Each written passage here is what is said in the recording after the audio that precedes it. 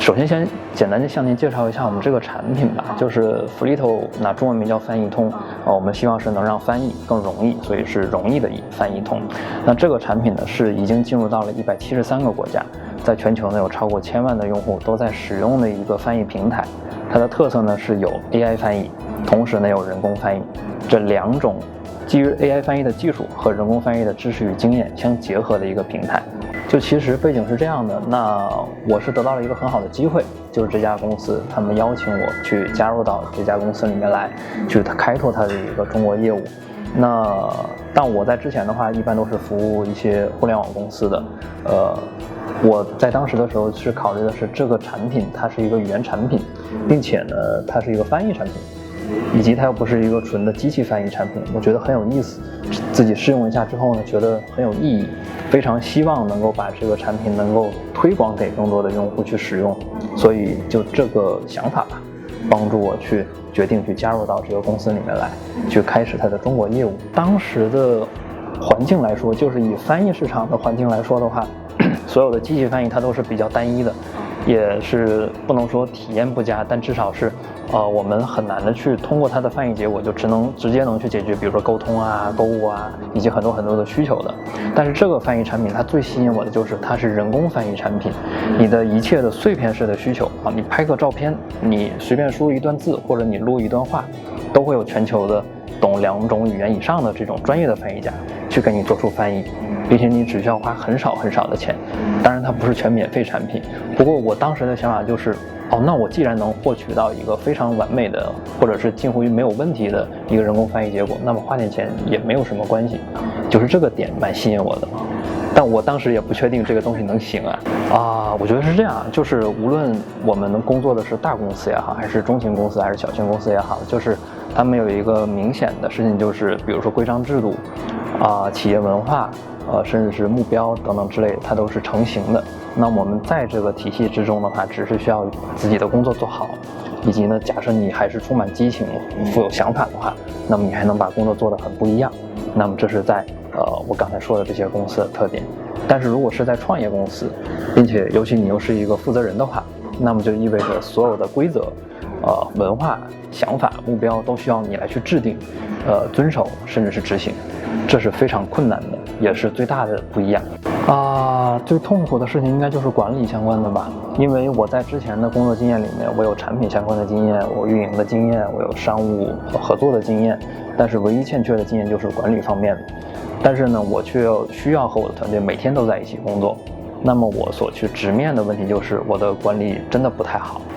举个例子的话，应该是在2016年的时候，是在夏天的时候，我们刚刚获得了 B 轮融资，但是我和团队的这个中国团队的整体的这种合作的话，确实不太好。那么最后的时候的话，我们只剩下3个人，其他人就都离开我了，因为确实是管理的问题很大。那么在那次之后的话，我是这几年下来不断的再去学习，努力的去成为一个更合格的管理者。目前还在路上，勉强及格吧，险些就要不及格的那种。我觉得他是一个很有自己领导风格、管理风格的一位领导，人很不错，很 nice。就是他，其实他就是一直很有活力，就是我觉得和他相处会比较轻松，然后也可以给我们带来活力，也可以就是让我们能够有更多激情吧。我觉得他是一个很执着、很有自己的见解的人，而且他有很多的经验，我觉得这都是支持他继续走下去、走向成功的理由。就是他可不可以少一点强迫症？可以少一点强迫症，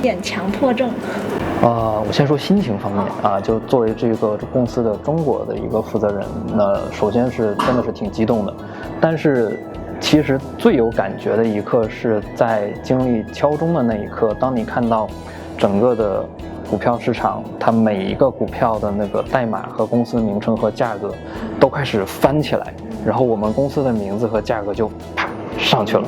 在那一刻是非常激动的，是难以想象的一个事情。但是在过去了这个仪式之后的话，就又恢复如常了，就又开始去工作了，所以是这种感受。就是直接来说的话，就是这个产品的用户们。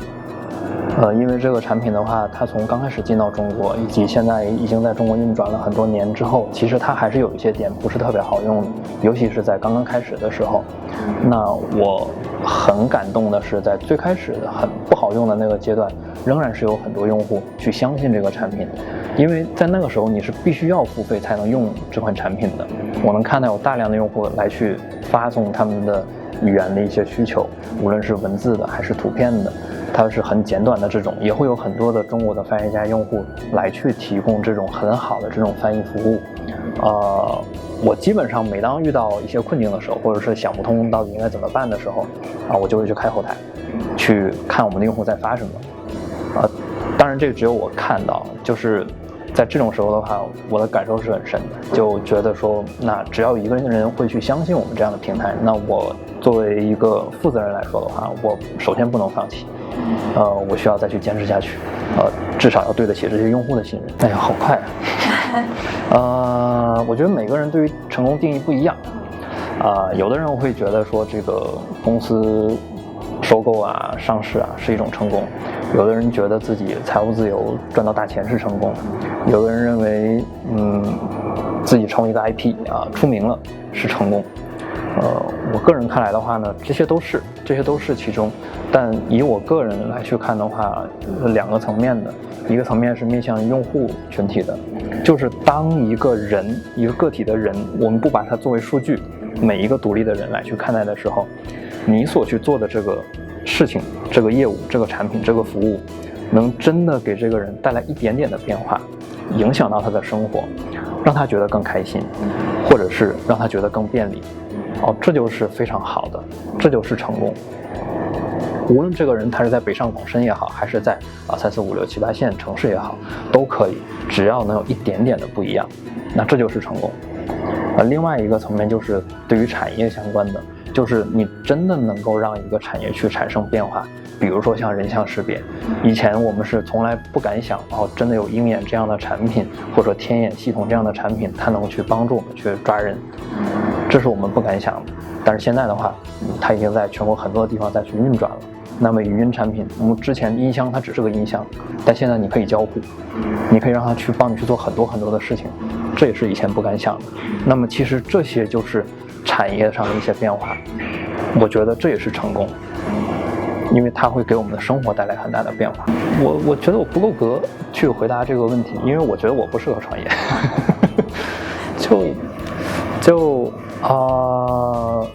因为我自己认为我还在努力之中，还在这条路在往前走的过程中还没有跑起来，也没有像更多的成功者那样，所以我很难去说什么样的人适合创业。但是以我这几年的经验来去看的话，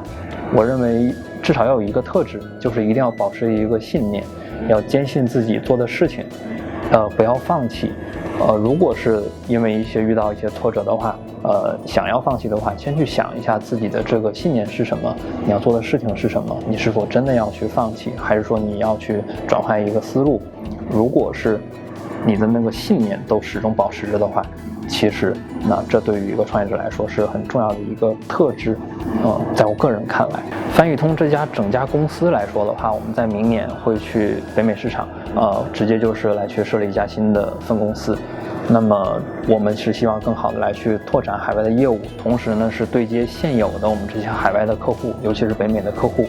中国这家公司的话，会和日本公司一起来去扩张我们的本土团队。那就像刚才说的我们只拓展了中国1%不到的市场，所以我们是需要急速的开疆拓土了。就是前面我们都已经积累完了，那么现在的话就开始等着收获了。但是我们需要大量的人来去帮助我们。